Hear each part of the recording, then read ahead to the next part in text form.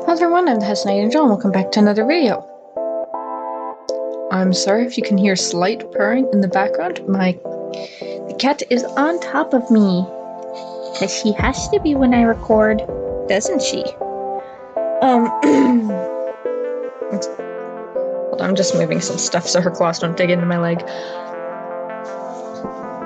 Today I'm doing another redesign of older OCs. This one was from my Soul Eater days. You can tell it's around high school just because my anatomy isn't terrible. This one consisted of a angelic character and two twin characters that were actually meant to represent devil-like characters. What I decided to do is, first I want to try practicing with dynamic poses, and cat, can you chill for 5 seconds? I want to work on a pose that I felt I wanted to work on my poses. I wanted to do something interesting because a comment from a coworker earlier today while I was at work was that they liked the outfit I had in the drawing, and I had them with a weapon, but they're like, I really think the pose could be better on this, because they've seen my little sketches before at work. So that's something I took to heart tonight while I was working on these sketches. A sketch for this at least. And I want to do one very dynamic pose and one very simple one. Also, just because I have a habit of defaulting to white characters, especially when I'm doing something I'm not comfortable with, like a post like this one, I decided I want to do a character of color, and I've been having fun recently with black people, because I have a pen that works really well for their texture, but also when it comes to anime style I have a hard time doing the eyes in this. And largely I kept the characters the same. I turned the twins into only one character,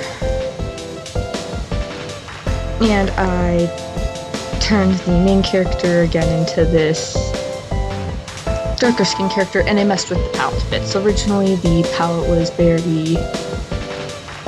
very light yellow into white for the girl, and then reds and blacks for the boys, because I had this whole double angel theme going on. Because I still like the idea of two daggers, I connected the daggers with a chain, so that we could feasibly be one weapon character. And on the girl, I kept her palette mostly the same actually.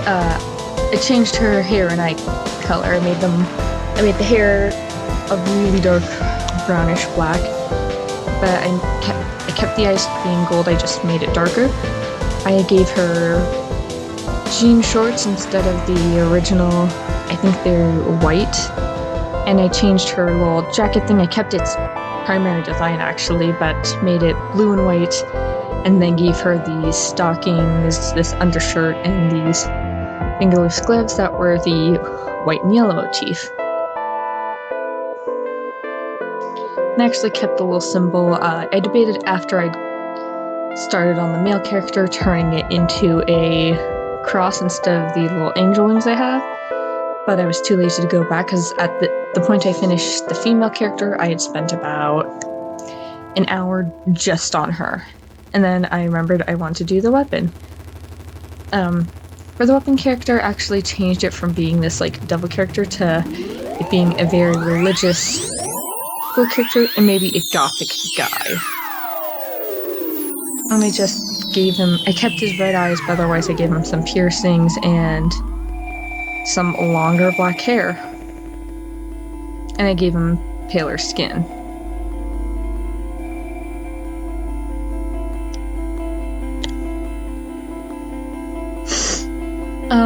Something I did keep from the original design was the overall design of the daggers. I made them these Naruto kunai, but edgier. And it's just like, they can stay the edgy wannabe anime boy they are. That can stay the consistent overall design. I'm actually really happy with how the pose turned out. That is the thing I like best about this drawing, and the color choices. I think the muted colors help the characters actually stand out more because they have these overall very muted palette, which I usually go with more vibrant colors, especially when it comes to yellows and stuff. But I'm really happy I went with these more muted blues. It actually helps her eyes stand out a lot, even though it's more of a darkish yellowish brown. Their names would be Daemon and Angie, just because I don't feel like I would change their names at this point. And honestly, their personalities were originally a very sweet, religious girl who had a fight to her once she got into a fight, and would happily take down many dudes, and a very is basically I gave them a soul and Maka dynamic. So one was more uptight and the other wasn't, but a slightly toned down version. These two probably wouldn't have as many issues as Soul and Maka, but they would definitely joke around. They would joke around more than Soul and Maka. Daemon would probably make a joke about needing blood for ritual, and Andrew would probably be like, "You have Keisha chills, you're fine." And then joke around next time he makes a joke like that, he has to join her for Bible study. Yeah, I think if I wasn't as tired and it wasn't so close to when I usually go to sleep, I would have done something better for the dude's pose. But again, I worked on the female overall an hour, which I've gotten really fast at drawing, so these drawings actually take me around 45 minutes to 50 tops, but this took almost an hour and a half just for drawing the girl, so I'm really tired even recording this, but I want to finish this tonight so that I have most of the videos for the week done. Sorry for the yawn. Yeah. So yeah, I just had fun adapting old characters. I like doing this every so often, adapting these older characters I have to fit my current art set.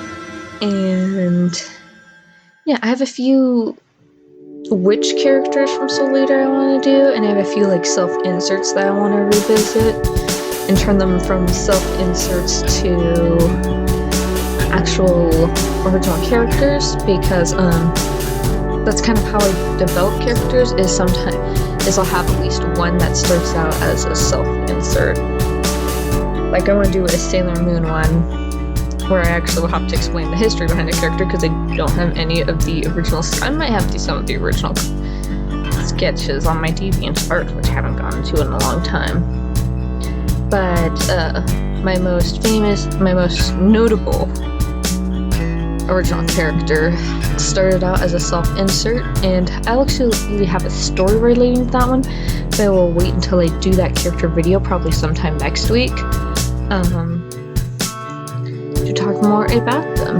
But yeah, they started as a self-insert and slowly became their own unique character. This isn't how Angie started out and her blades, but it is how a lot of my characters start out, especially ones that have more generic brown hair and blue eyes. Chances are if a character starts out has that, they start out as a self-insert, or if they go drastically the other direction. Because I have a character I'm thinking Miraculous I might do a video on, where they start out as a self-insert, but then as I was researching something for another, I was just like, this would be fun to use as a writing tool, and so they went from being a self-insert character to one that I could just explore with. This is also how like I'll learn about different stuff is making these original characters. Like for the link in my store and my fan company I eventually do, they're mute. I made an earlier Soul Reader fan. Oops, sorry, I had a break. Soul Reader fan character thing where I had a blind character. And one of the characters I'm thinking of doing a video on in the future, which is more of a recent original character, would be Death. And so, I'm researching American Sign Language, so I can actually have them sign something in the drawing. And I just have a fun time creating characters with different backgrounds and disabilities as I get older. I originally started by only drawing tall, skinny white girls in anime style, but slowly my art style has changed and developed into different body types, different races, different genders. And personally, I think it's a good thing. I also have kind of swayed out from anime, like I would call my style a mock anime style. Because I do some anime stuff, but I will incorporate some Western. And can you stop rubbing on the mic, cat? Sorry if there's any like this cat was rubbing on the computer. Trying to get attention. Yeah. I'm gonna try to keep this general variety going where I have multiple videos with like different like fandom concepts and also like different like story concepts. Just because I know if you're looking at a channel, like sometimes variety is good. Like I know my Miraculous stuff has been like the backbone of the channel for a while, and that's just because when I hyperfixate, I don't know how to go in part way. So, but when I get new hyperfixation, I'm sure you'll see a lot of it. Some other videos I want to do is I want to talk about, I want to criticize writing in a few things. I criticize talking about how they don't write characters. Well, it's fine. If you're staying this long, if you stayed this long while the video's going and haven't muted me, you're here to hear me ramble. It's fine. Yeah. I won't say the fandoms of the shows or what shows I'm talking about that I'm going to go off about the writing on. But if this channel blows up and I start getting average, it's going to be very obvious which videos. And I'm going to do a video on a particular fandom about how I'm going to compare two shows of how LGBT was done right and wrong in those two different shows. But that's a discourse for another day. I hope you enjoyed this video for all my rambling, and I hope you enjoy the drawing. Again, I had a lot of fun, and I'm actually, again, super proud of how the pose turned out, since poses aren't my strong suit. I feel like my strong suit is in clothes. But I hope y'all enjoyed, and I'll talk to you later, because I need to pass out now. Bye!